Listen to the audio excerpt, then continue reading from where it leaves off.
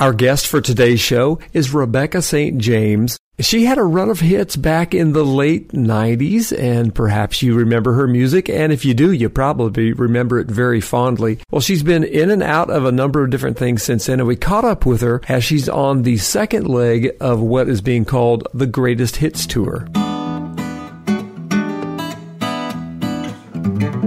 I'm excited to talk with you today, especially as we look forward to the Greatest Hits Tour, but I think my love for your music and for what you do probably goes back like 20 years easily. At this point. I can remember a number of different things, one of which is you actually inspired me to buy my first copy of The Message back when you couldn't even get the whole Bible.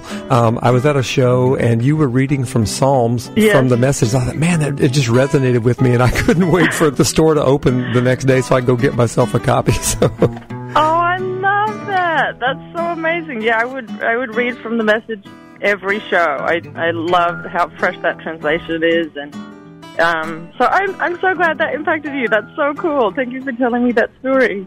Well, we're excited to hear. You know, for folks like you who have been around so long and you've done so many things, music and beyond. Your ministry is just amazing. I mean, we're talking about Grammy Awards and multiple Dove Awards, and you've spawned ministries, you've operated ministries, you've written, you've acted, you've done all these things. But it seems like the only place I can really keep up with you is on social media. Well, yeah, and I'm probably not the best at that either. I check in a little bit at that, but I'm still learning how to be one of those people that's sharing a lot online. But yeah, I it is a ministry in itself, even social media. I feel like it's an avenue for encouraging people and, sharing verses or content or maybe a book I'm reading. I'm really wanting to allow that to be a part of my ministry as well. Well, one of the things I saw recently that was pretty encouraging is there were a couple of references over the past couple of months that you were writing with Matt Redman and David Leonard. Yes. Is there some new music coming that we should know about?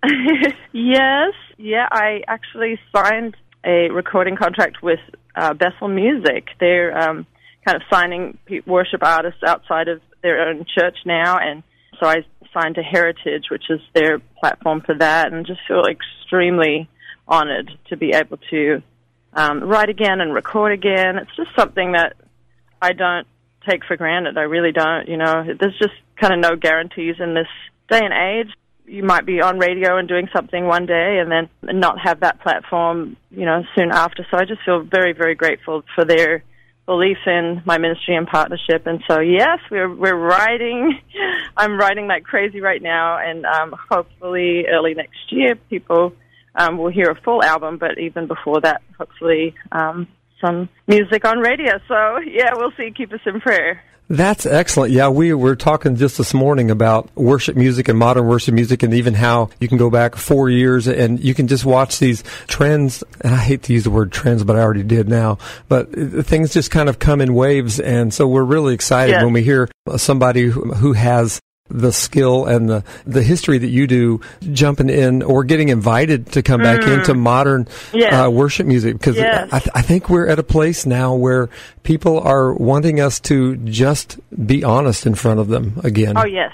And you know what? I think that there's also so many avenues for various sounds when it comes to worship. I just think that it's like this whole new creative musical adventure, really, in this day and age. I think at a certain point, music that was made for the church, had to have a very, very specific sound, but I just think it can be this whole fresh thing, and there's just so many different kinds of sounds when it comes to worship. So I'm excited. I'm excited about the journey that God's got us on right now, and I just have a really strong sense of anticipation about it. So, yeah, definitely keep us in prayer when you think of us for that. I've been so honored to write with people like Matt Redman and then David. It's been awesome. Well, just this morning I got a text from a local worship leader, and he asked me if I could recommend any songs that were danceable and biblical. Wow. So that's How cool is that they're calling to ask that. I love that. That points right to what you're saying. There are so many different sounds happening right now, and they're resonating with different segments of the people who are searching, and some who are just looking for deeper meaning, and that's beautiful. Yes. exactly. It is beautiful. You're totally right. So tell us about what's happening right now. I mean, you started touring with the Greatest Hits live tour last fall sometime? Yes, that's right. Yep, absolutely. How did that come about? I mean, what was the invitation like when you got that phone call? Well, Eddie Carswell from New Song, I mean, who is just a fixture in the CCM world and, has headed up Winter Jam and just been so effective in his ministry with the band, but then also, beyond that in just creating incredible concerts. He had the idea for this Greatest Hits Live where artists like me and Avalon and Point of Grace and Bob Carlyle and New Song 2 and Nicole C. Mullen come out and we just do our songs that we're most known for. And, I grew up on Christian music in Australia, so I remember how it was growing up where you just had these songs that touch a chord in your heart and literally for the rest of your life those songs have a special place in your heart. So hearing them is really special no matter what age you are. And so that's what we're bringing to the table with this tour, and it's just been really sweet to see people's response to it and to hearing these songs again. Now, are they leaving you some room to do any new material, or is it going to be truly the Greatest Hits live? Well, it depends, I suppose, what you call new material. I probably could bring some in.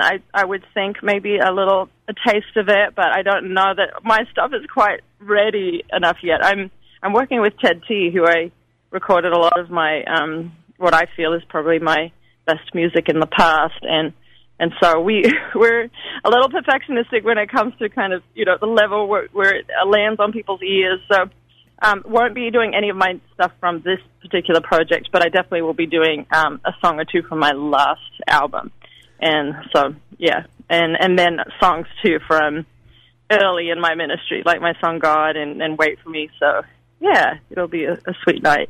Now, how's the tour arranged? I mean, does everybody have their own backline and band, or are we sharing band members, or how's that going during the tour? Dependent on the artist, it's a little bit different, I know. And it might be different even this tour than it was last year, but some bring a couple of their own band members, some New Songs band is playing for them, some are doing a little bit more of a track-heavy kind of arrangement. But it's just got a lot of variety, a lot of freshness, and just kind of a sweetness too, because all of us have been connected with each other at certain points or played festivals or events or tours together. And so there's just a lot of history and camaraderie, which is really sweet to see too. Now, the way you said that, you said this tour, is it just getting ready to start back up? Was there a fall leg and then it's kicking back up for spring? That's right. Yep. We head out, I think, the night of the 23rd, and it'll be great to be back out and see everybody again. Wow, well, we're excited about it. We're excited for you and definitely excited to hear what you've got going on with Heritage through Bethel. I think in this day and age, Dan, and you know this because you're in ministry, I think people are just very hungry for encouragement and hope and really to experience God, just to connect with Him and to be encouraged by that. And so this is a night that you can invite friends or family and have that kind of night where it's just an encouragement and it's uplifting for the soul. You'll hear songs that, if you've listened to Christian music for any period of time, that you'll be familiar with and be able to engage with that. But it's a night of encouragement, and so for people listening that feel like they could do with that, or they know somebody that could do with that right now, bring them along and come along and just be ready to meet with God, because it's a special time. Well, once again, thank you for meeting with us today, Rebecca. It's been a pleasure speaking with you and catching up and finding out about some exciting things that are going on in your world. Thank you, Dan. I appreciate it. Thanks again for joining me. I hope you'll share these episodes with your friends, available wherever they listen to podcasts. Subscribe today, and let's do this again sometime soon.